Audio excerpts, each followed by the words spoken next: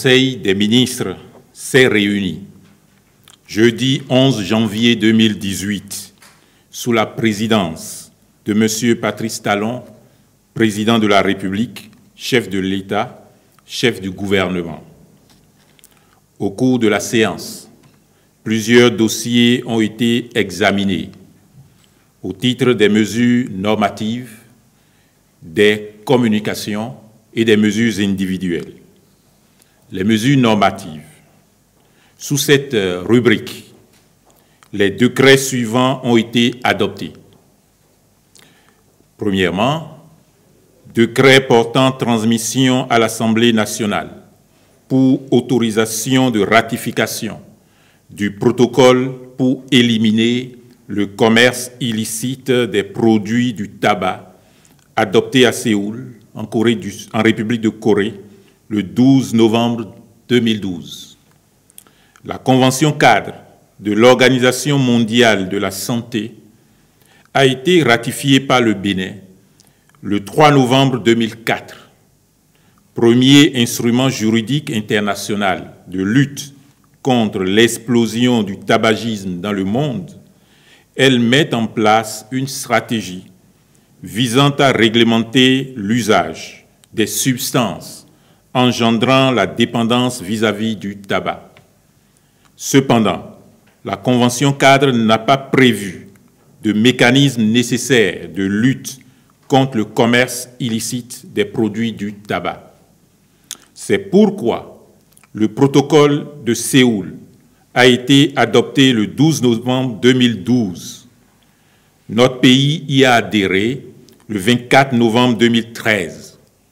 Ce protocole complète donc la Convention cadre de l'Organisation mondiale de la santé pour la lutte anti-tabac et prévoit des moyens de lutter contre le commerce illicite des produits du tabac. Sa ratification par notre pays contribuera à améliorer la protection de la santé de nos populations et permettra de réprimer plus efficacement le trafic illicite de ces produits. C'est à cette fin que le Conseil des ministres a adopté le décret transmettant à l'Assemblée nationale pour autorisation de ratification le texte du dit protocole. Les ministres concernés ont été instruits de veiller à l'aboutissement de ce dossier. Deuxièmement, des décrets portant organisation, attribution et fonctionnement de ministères.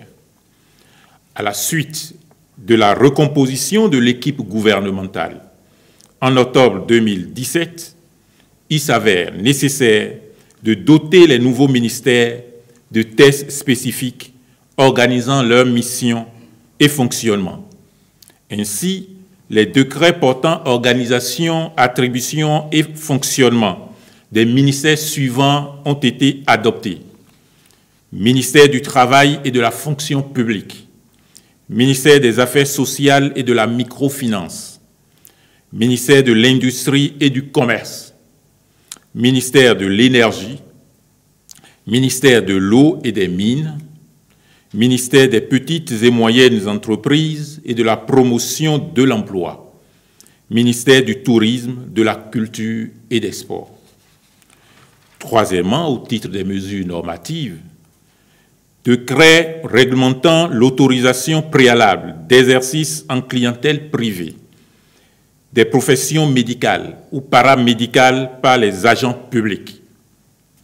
La loi numéro 97-020 du 17 juin 1997 fixant les conditions d'exercice en clientèle privée des professions médicales et paramédicales prévoit au profit des agents publics des dérogations aux fins d'exercice en clientèle privée en cas de défaut ou d'insuffisance de praticiens dans les localités où ils sont affectés ou en cas d'insuffisance de spécialistes qualifiés de leur catégorie.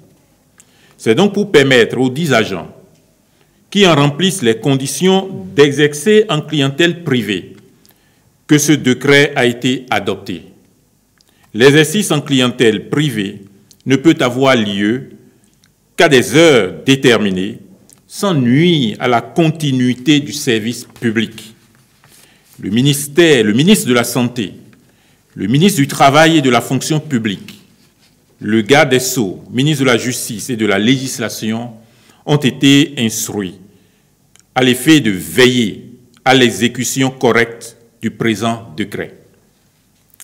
Deuxièmement, au titre des communications, le dossier ci-après a été approuvé à ce titre.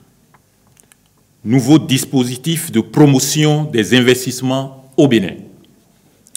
Un nouveau dispositif de promotion des investissements au Bénin est adopté. Il a pour objectif de faciliter les relations avec le secteur privé et la promotion des investissements afin de faire de notre pays une destination très attractive.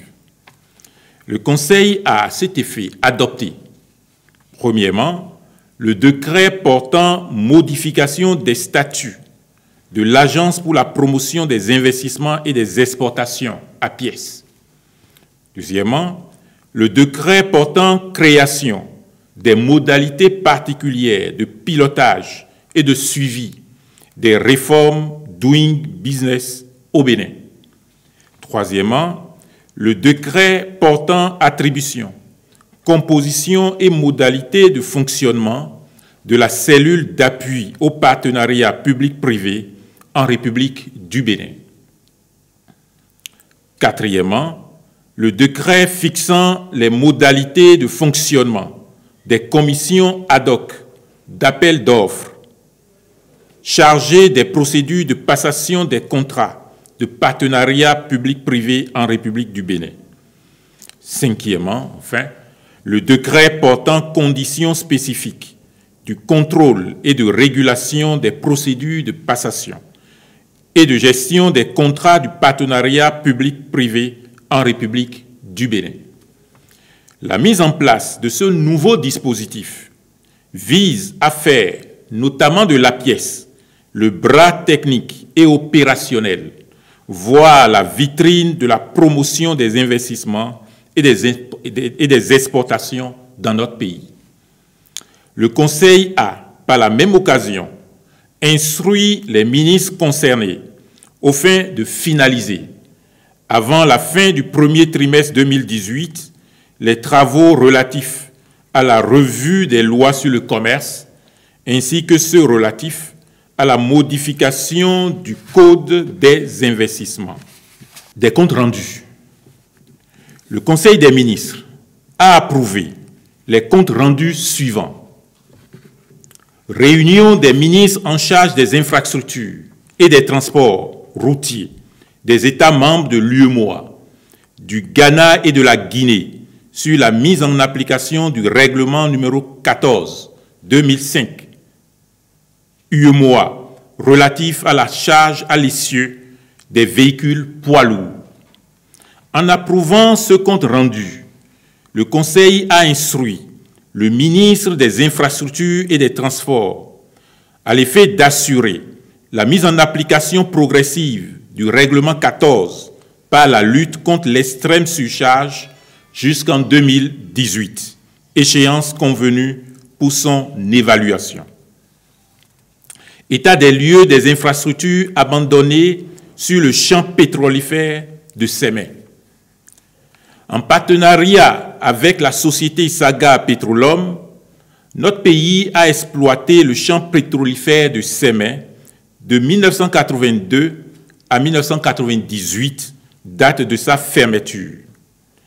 Les infrastructures érigées pour les besoins d'exploitation et non démantelées depuis lors constituent une menace grave pour la sécurité des navires, pour l'environnement et pour les populations. L'évaluation financière pour le démantèlement est passée entre 2008 et 2014 de 35 milliards de francs CFA à 86 milliards 360 millions de francs CFA, soit une augmentation de 40% en 6 ans. Or, les constatations faites en 2017 sur le terrain révèlent une dégradation plus avancée des dites installations. Il s'avère donc urgent d'actualiser l'étude de faisabilité pour leur démantèlement.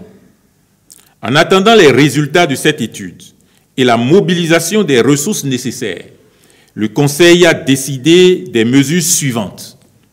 Premièrement, informer les autorités du Nigeria et du Togo, pays côtiers voisins, susceptibles d'être affectés par les conséquences d'un déversement accidentel d'hydrocarbures.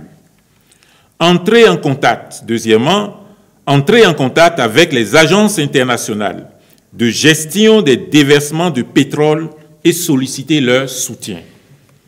Troisièmement, établir un plan d'urgence national et organiser les exercices nationaux et régionaux de simulation. Quatrièmement, enfin, déployer un patrouilleur spécialement pour la surveillance permanente des installations abandonnées sur le champ pétrolifère de Sémé.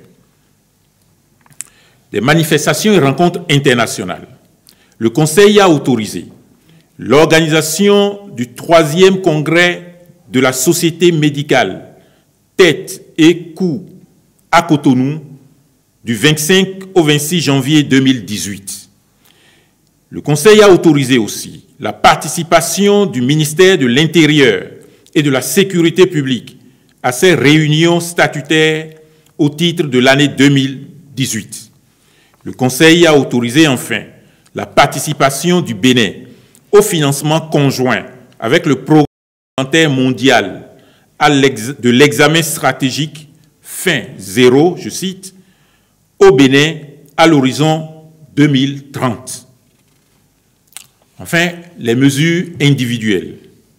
Les nominations suivantes ont été prononcées. Pour le compte de la présidence de la République, agent judiciaire du Trésor, M. Irénée Aklombessi. Premier assistant de l'agent judiciaire du Trésor, M. Maouna Rodrigue Davacan.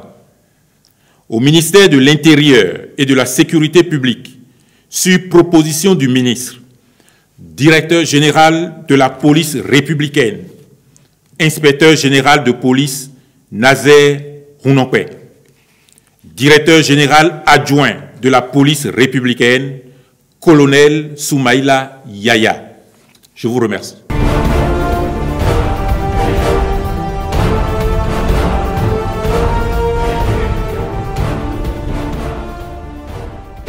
Le Parlement a adopté il y a quelques mois une loi sur le tabagisme au Bénin.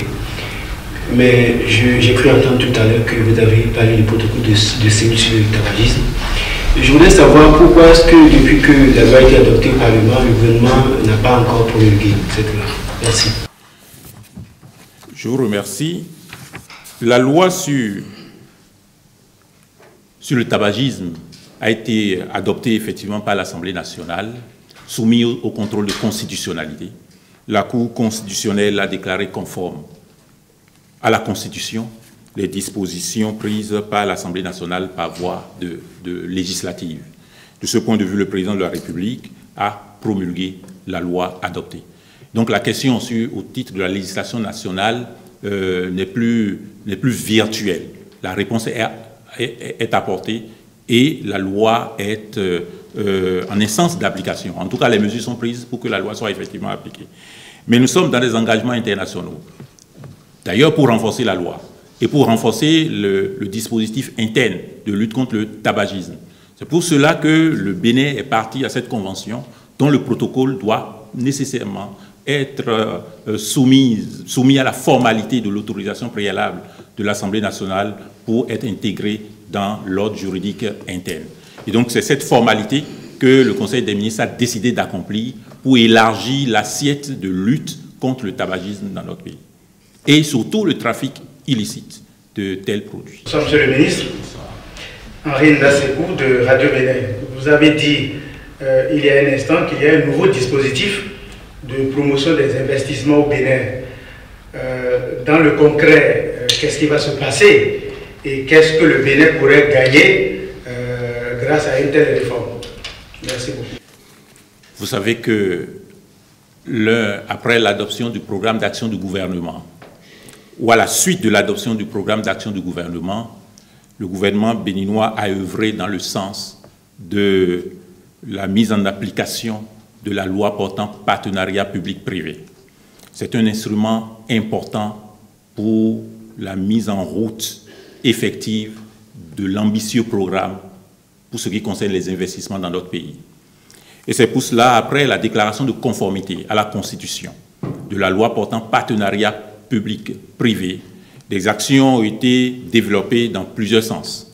Un comité a été mis en place pour faire en sorte qu'il soit revu totalement au plan institutionnel l'outil qu'est la pièce. Les résultats de cette commission a produit les résultats que le Conseil des ministres a approuvés lors de sa session de ce jour.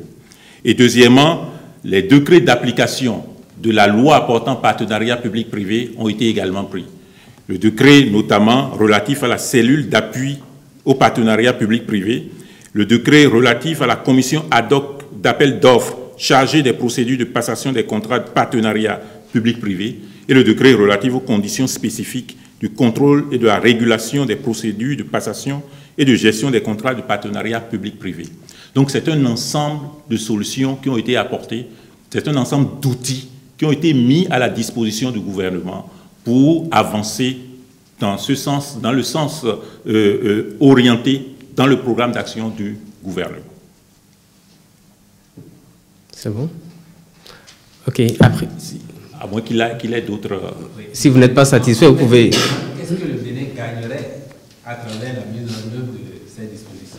Non, une politique a besoin d'outils. Ce nouveau dispositif est l'un des outils essentiels pour mettre en œuvre la politique du gouvernement dans le cadre des investissements. Il faut rendre l'espace bénin attractif. Il faut le rendre très attractif. Il faut que nous soyons compétitifs à l'égard d'autres espaces. Et pour être compétitif, c'est d'abord par rapport à la loi, c'est ensuite par rapport à la réglementation, et c'est enfin par rapport aux institutions. Donc nous avons la loi, nous avons maintenant les décrets d'application, et nous avons les institutions que nous sommes en train de réformer. Vous aurez compris que nous n'avons pas coupé la tête à la pièce, que nous n'avons pas fait disparaître la pièce, mais nous avons refondu dans le fond. Et nous faisons en sorte, le gouvernement fait en sorte que la pièce soit plutôt une solution formidable aux investisseurs, aussi bien au titre des exportations qu'au titre de l'importation. Lydie Tosso, Frisson Radio. Bon, je vais essayer de résumer mes questions pour que ça fasse une.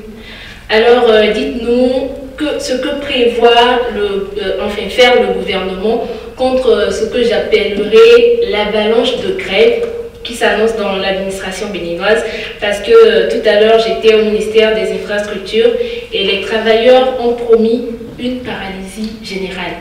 Et entre autres, on a vu circuler sur les réseaux sociaux une liste d'agents réquisitionnés pour, en griffe, remplacer les magistrats en grève. Et voilà, je veux savoir un peu quelle est la suite de cette liste-là et pourquoi la note est signée du ministre Oswald Omeki. C'est mis en bas intérimaire. Merci. Commencer par la dernière question. Un ministre intérimaire est un ministre. Hein? Et donc, que le ministre Omeki signe l'arrêté portant réquisition de fonctionnaires, c'est tout à fait normal. En fait, quelle est la situation? Et vous savez bien que à la suite de l'adoption par l'Assemblée nationale d'une série de textes sur la fonction publique, sur le statut des magistrats et d'autres statuts de la police républicaine, création de la police républicaine, eh bien, il y a eu des réactions. Certaines réactions sont cristallisées par des motions de grève. Les motions de grève, notamment dans le secteur de la justice.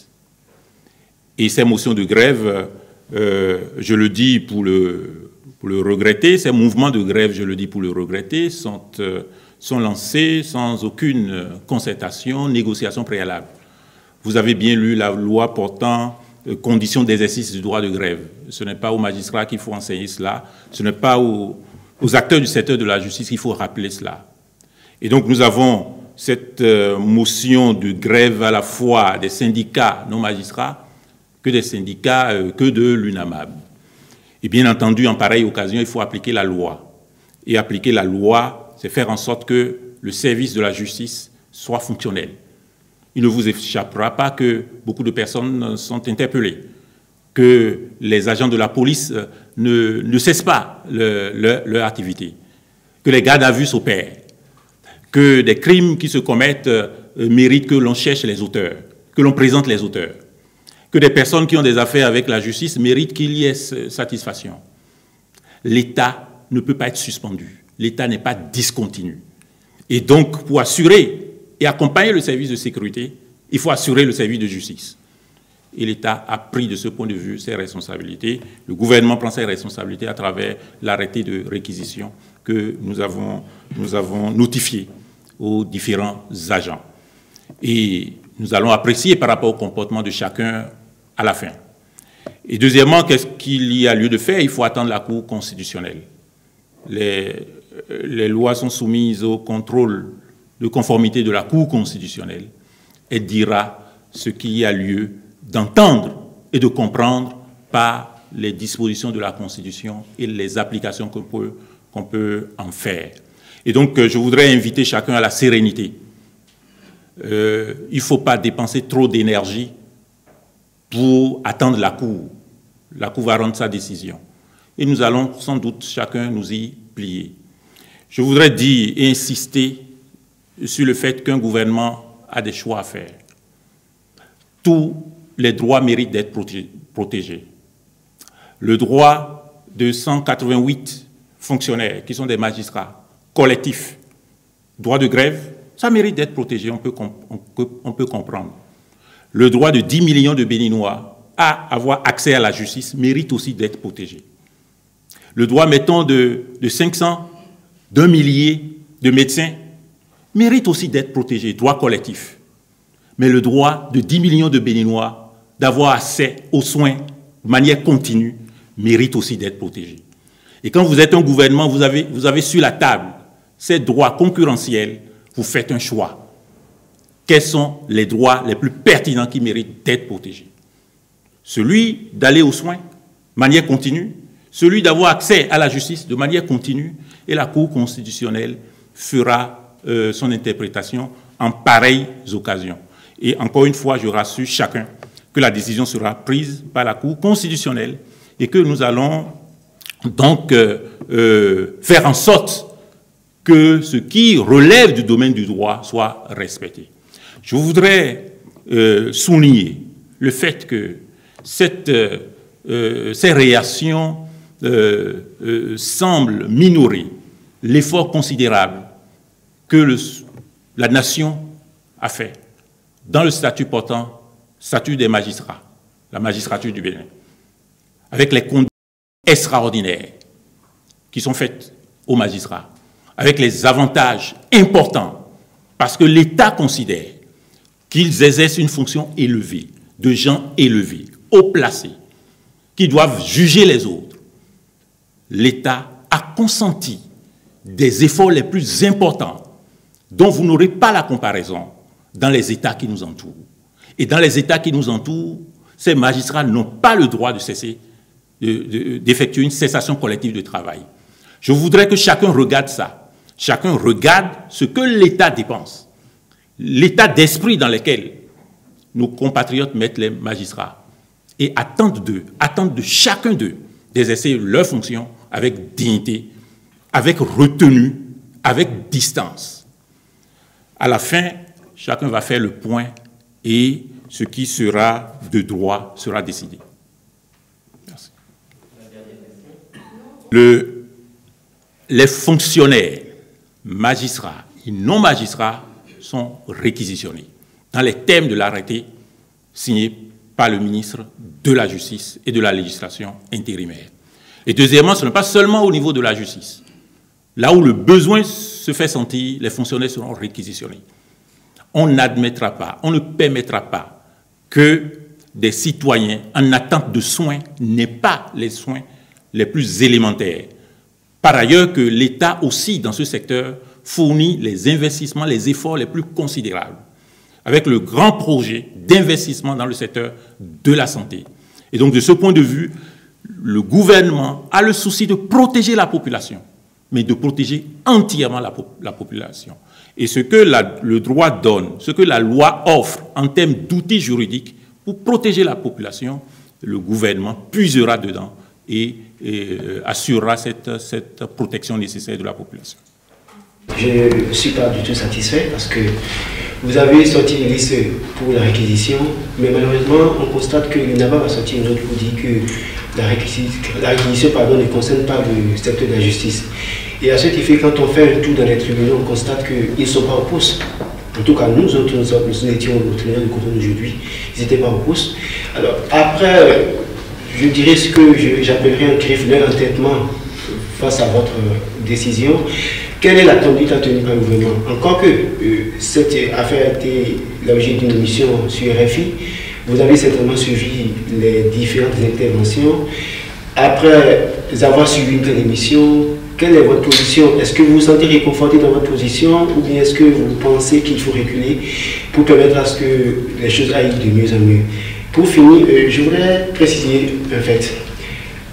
Elle l'a dit tout à l'heure, tous les secteurs annoncent la grève. Tout à l'heure, il y a le syndicat du port qui a fait une assemblée générale qui annonce la grève. Le secteur de la santé l'a fait ce matin. Qu'est-ce que vous prévoyez faire pour faire face à cette situation? Parce que concrètement, au-delà de tout, le gouvernement, les membres du gouvernement, vous êtes, je dirais, entre griffes et paniers, mais la population sera là pour subir. Qu'est-ce que vous pouvez faire? Premièrement, il faut encourager, et dans le secteur de la justice, il y en a, les fonctionnaires qui ne sont pas en arrêt de travail, en cessation de travail. Les fonctionnaires aussi bien magistrats que non magistrats. Deuxièmement, évidemment, l'arrêté portant réquisition sera mis en œuvre. Chacun peut fournir son opinion, mais ce n'est pas l'opinion qui est la règle de droit. Et donc, vous savez qu'une opinion, pour être consacrée, doit être exprimée devant une juridiction. Voilà le contexte dans lequel nous sommes et qui milite, encore une fois, en faveur de ce que, dans le secteur de la justice, on ne peut pas penser à une cessation collective de travail. Si une organisation veut quereller les réquisitions, l'arrêté portant réquisition pris à l'occasion d'une cessation collective de travail, il faut encore qu'elle la querelle devant une autorité judiciaire. Et voici que l'autorité judiciaire elle-même est en cessation collective de travail. Et donc voilà. Mais dans tous les cas, l'arrêté est un acte réglementaire, sera exécuté par les personnes qui ont été nommément désignées. Et si ces personnes ne défèrent pas ces réquisitions, nous avons les voies a priori et a posteriori pour régler cette situation. Mais vous dites, c'est la situation générale. Oui, nous sommes dans un contexte général, évidemment, de débat, en fait, sur la question de retrait du droit de grève à certains secteurs vitaux de notre pays. Eh bien, il y aura une sanction juridictionnelle, celle de la Cour constitutionnelle. Je pense que la plupart de ces manifestations sont orientées, non pas à l'égard du gouvernement, puisque vous vous rappelez que le gouvernement n'est pas auteur du test. Et même s'il était, le test est déjà adopté et le gouvernement n'a pas les moyens, et même si le gouvernement avait les moyens, nous croyons fondamentalement que c'est nécessaire. Et donc c'est à l'égard de la Cour constitutionnelle sans doute que les manifestations sont prises. Mais la Cour constitutionnelle va rendre sa décision et vous allez apprécier la suite. La suite, si la Cour constitutionnelle rend sa décision, l'une ou l'autre des parties, en tout cas des travailleurs ou du gouvernement, tirera les conséquences qui s'imposent. Je vous remercie. Merci, Monsieur le ministre. Le journaliste voulait savoir si, à la suite de l'émission de RFI à laquelle il fait allusion, et où les populations, dans leur grande majorité, semblaient comprendre la réforme, si vous vous sentez conforté, ou si au regard de ce qui se passe, vous allez reculer pour discuter. Non, vous savez que c'est une réforme, contrairement à ce que l'on pense, approuvée par la majorité de nos populations. C'est une réforme saluée. Saluée par la majorité de nos populations. Et donc, reculer, c'est aller contre la volonté générale, c'est aller contre l'intérêt général. il nous faut régler des questions majeures. On veut que le pays soit un pays normal. Soit un pays où, quand on descend, on veut aller à la messe, on va à la messe. Quand on est souffrant, quand on veut aller aux soins, il faut qu'on aille aux soins. Quand on a un problème avec la justice, il faut qu'on puisse être... C'est un droit constitutionnel aussi, de voir sa cause être entendue, en temps et en heure, au profit de toutes nos populations. Et donc, de ce point de vue, oui, il y a déjà une attente sur lesquelles nous allons encore revenir. Et nous allons, parce que nous comprenons l'adhésion de la population, nous n'avons pas d'autre position que d'attendre la Cour constitutionnelle dans sa décision.